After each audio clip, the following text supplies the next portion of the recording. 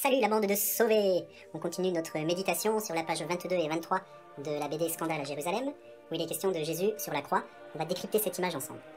Regardons la croix qui embrasse toute cette image. En haut, j'ai mis une barre de chêne et verticalement, là, j'ai mis du cèdre, des bois très lourds. Et on voit tous les gens qui sont en train de regarder Jésus. Donc pour montrer que la mort de Jésus concerne tous les lieux et tous les temps, eh bien, la première chose à voir, c'est qu'il y a toutes sortes d'animaux qui correspondent à tout ce qui existe comme espèce, quoi. Voilà, vous avez des mammifères comme ici, là, vous avez une petite langouste par là, vous avez un poisson, vous avez un escargot, vous avez une araignée, vous avez un vautour, des oiseaux. Hein. Donc toutes les espèces sont là pour montrer que Jésus donne sa vie pour tous les humains. Et en même temps, il y a un autre détail à regarder, c'est que Jésus donne sa vie pour les humains de tous les temps. Et pour montrer qu'il est le passé et l'avenir, vous avez une trace de tyrannosaure ici qui n'existe plus. Et puis vous avez également un détail qui est une paire de lunettes. Là, on la voit pas trop. Ensuite, on peut retrouver des personnages des bandes dessinées précédentes. Vous vous rappelez qu'à la crèche, il y avait les moutons que voici, avec les bergers que voici. Vous vous rappelez aussi qu'il y avait le bœuf et l'âne, avec sa casquette de l'USAP. Vous aviez aussi les rois mages, qui ont vieilli depuis, là, les trois, et qui ont laissé leur couronne à leurs pieds pour adorer, continuer à adorer Jésus. Vous avez également Margaret, la vache, et l'ours, Hans de Galilée, une affaire qui tourne.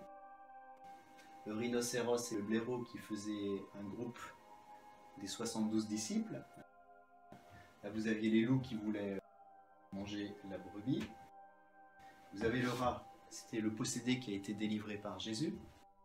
Puis de l'autre côté, on a le bouc que Jésus avait ressuscité. Et donc c'est le seul à sourire sur cette image parce qu'il sait que la résurrection est possible. Voilà.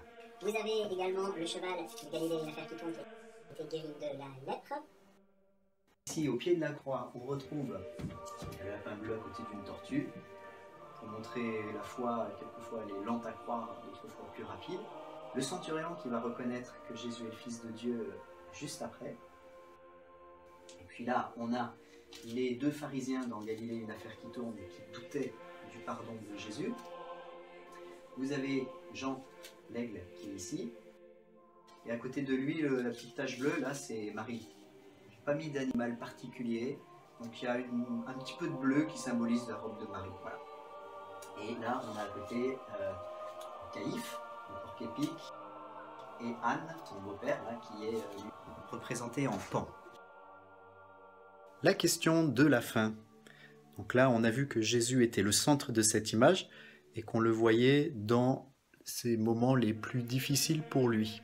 Humilié, nu, ensanglanté, de la poussière partout, souffrant. Bref, on a Dieu sous nos regards et c'est ce Dieu-là qui se montre, qui se donne à voir. Peut-être qu'une des questions, c'est comment est-ce que moi je le considère en le regardant ?